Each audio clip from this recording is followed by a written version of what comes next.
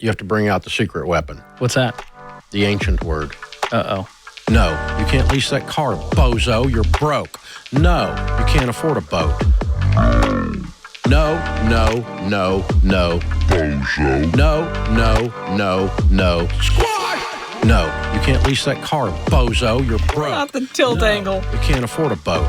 No. Uh-oh. No. Dave, you're no fun. No. Yes, I am. I'm a lot of fun. No. I want to make that a ringtone and sell it so badly. It's just Dave saying no. Oh, guys, listen, I know the new Bieber's been making waves, but you're telling me this couldn't go number one. Also, who uses ringtones, you bozo? What are you thinking? Hey, Dave, what if you made it a ringtone? Even Dave should have just been like, yeah, you can leave now. I can do this show on my own. That was a lot of fun. I really enjoyed that, and Dave do be spitting bars. But for real, Dave has been telling callers on The Ramsey Show no for decades when they're about to make a dumb financial decision. And a new article from Finance Buzz has rounded up some of his greatest hits. It's titled, 14 Times Dave Ramsey Wants You to Say No, and You Should Listen. Why didn't our team come up with this for our articles and blogs? I don't know. I will be asking them very shortly. They're going to get a sternly worded email from me after this video. Oh, yeah. I'm sorry about that.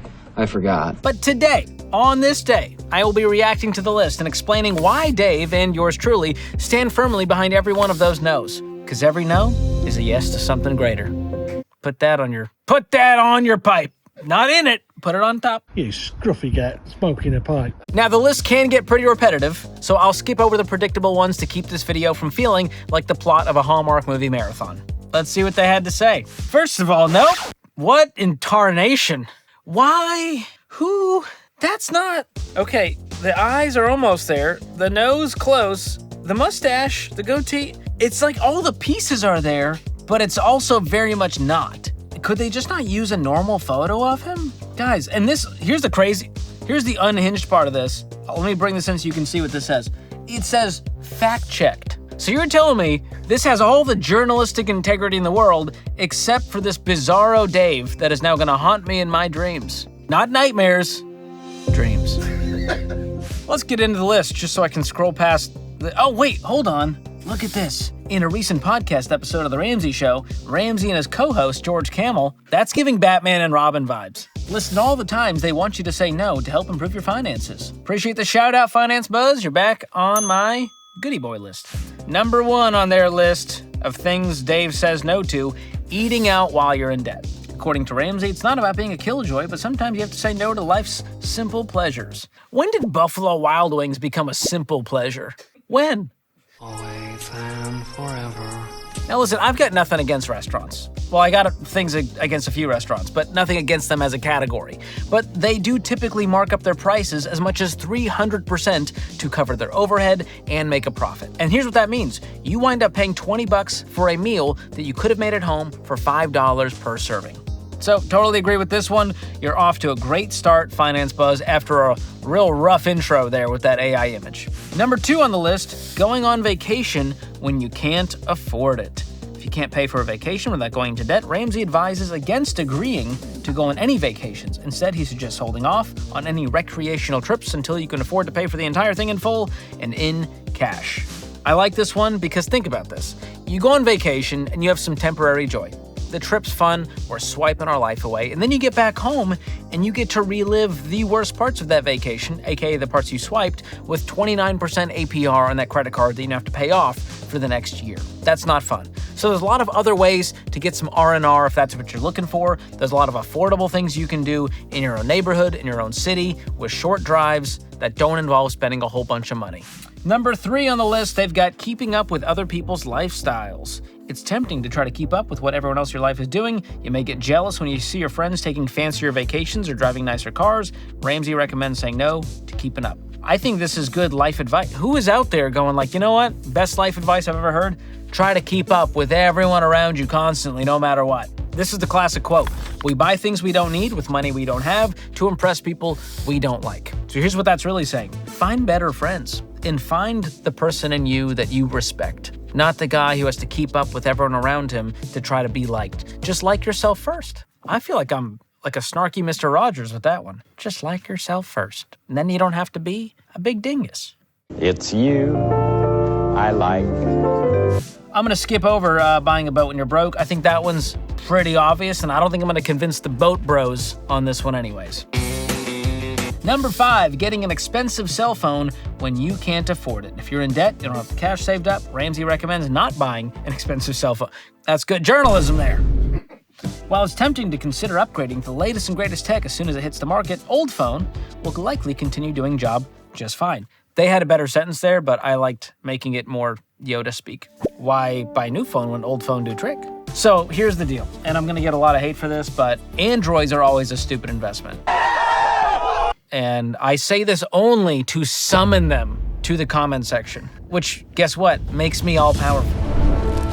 I summon you to the comments to tell me about how great your Android device is and how Apple iPhone users are insufferable. The ego. I simply don't care. And here's the thing. If you're over 50 and you have an Android, I love you. I think you're a wonderful person, and I wish you the best. But if you are a millennial, a Gen Zer, and you're proudly, adorning an Android device, just buy a used iPhone. Whatever that price is you paid for that Android, whatever iPhone you can get with that amount of money, do it. Your life's gonna be better. We don't want the green bubble. No more green bubbles. And here's what really grinds my gears, is nowadays they say, hey, it's a free phone basically, or we'll just add it into your contract and part of your monthly payment will be to eventually pay off this phone in 24 months, which is essentially just taking on debt because they still own that phone as long as you're with them. And you're stuck with that contract, overpaying for your cell phone plan.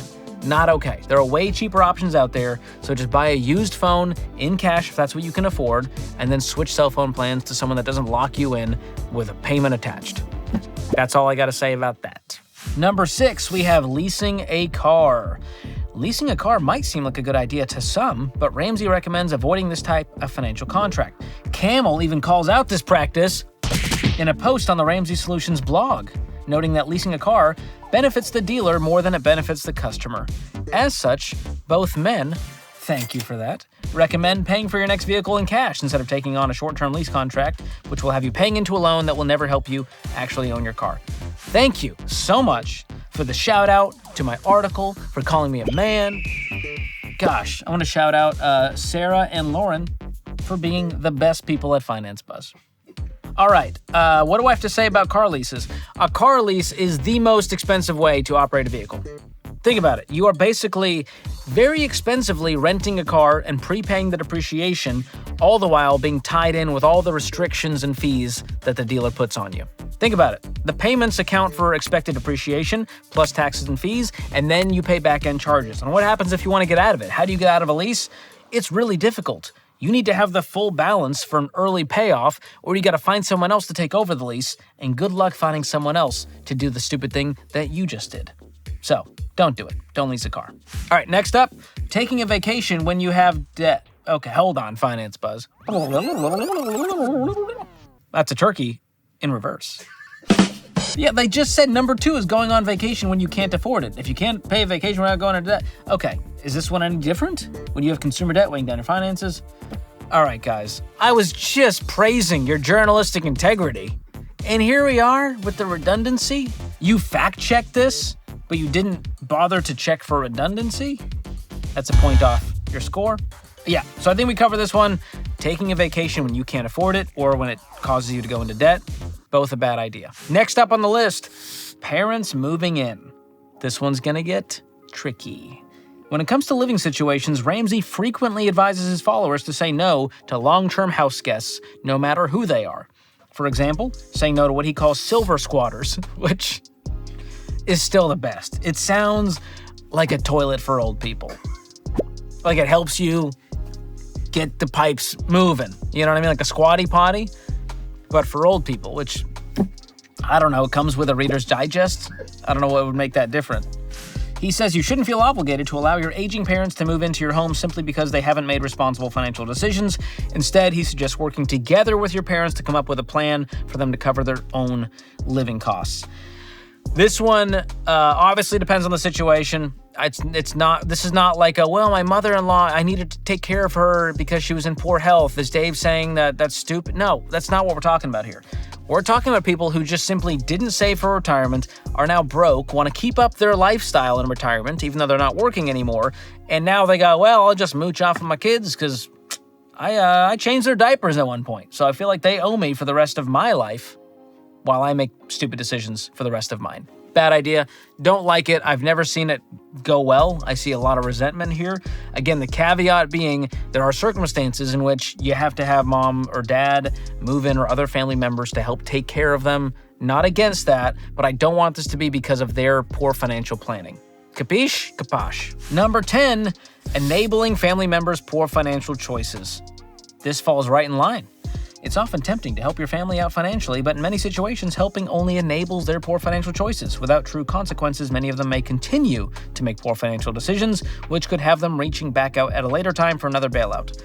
Yes, I see this time and time again on The Ramsey Show when we take calls and they say, hey, my aunt called me and wants $10,000. And I'm going, why is she calling you? Why is she calling her niece? Have you ever given her money in the past? And they go, well, yeah, I guess one time I did give her $3,000 and she never paid me back, or she did pay me back, but this time she wants 10. This is what happens. You become bank of niece and the aunt goes, well, I'm going to go to where I know I can get some easy money and it's not a place that I really have to pay back. And this causes resentment. It turns a relationship into a awkward business transaction. And for that reason, it's a hard no. You should definitely not enable poor financial choices from your family and friends. You can help them and try to give them the right tools and a plan to get out of their situation, but just giving them money, or worse, letting them borrow money, makes the whole thing terrible. Now let's shift gears for a second and talk about good financial choices, because that list includes saving for retirement, paying off debt, and investing in gear from Cozy Earth, one of the sponsors of today's video. Pretty much everything in Cozy Earth's inventory is made of premium viscose from bamboo, which means it's unbelievably soft and cozy. Their hoodies, joggers, and socks have become my go-to athleisure. Turns out, you don't have to be athletic to wear athleisure. And once you try out their bed sheets, which are designed to keep you cool and comfy year-round, you won't ever want to use anything else. And right now, Cozy Earth is offering my audience 40% off. So go to CozyEarth.com/George and use the promo code George at checkout. You can also click the link in the description. And before we get back to things that Dave and I would say no to, let's talk about something I would say an absolute yes to, and that is signing up for Delete Me, another sponsor of today's video. Look, the days of online scams amounting to obviously fake texts from your CFO asking for an eBay gift card in broken English are long gone. Thanks to AI, phishing attacks and other scams have gotten way more sophisticated, and if your personal data is floating around the internet unchecked, you've got a target on your back. And that's why Delete Me combs through hundreds of data broker sites to clean up your digital footprint and keep your data away from spammers and scammers. And right now, you can get 20% off their annual plans by going to joindeleteme.com/George or click the link in the description. It's time to take control of your data privacy, folks. All right, back to the Finance Buzz list. No to donuts. Finally, Ramsey wants you to say no in several personal situations. For example, he suggests saying no to donuts on a regular basis. Feels like a stretch, but okay. Learning how to say no in this small way can help you build discipline over time, making it easier to say no to the bigger stuff. I don't want to paint Dave as anti-donut. He's a lot of things. I don't think anti-donut is one of them. I think they're thinking of Gordon Ramsay, because that guy's definitely anti-donut. In fact, he thinks a lot of people are donuts. So he doesn't like those people. That's what I know. If he doesn't like you, he's going to call you a donut. Not safe for homeschoolers. Where's the mashup, guys? Where's the Gore Dave Ramsey mashup? America needs healing. Come together for the good of the nation. Gordon is British. Yep. So different nation. Shoot! The Brits have done it again. I'll throw his tea into the harbor. It's called a Boston accent. Ever heard of it? Get your freaking tea out of here, dude. Sick of this Brit stuff. The heck is this, a potato? What am I gonna do with a potato?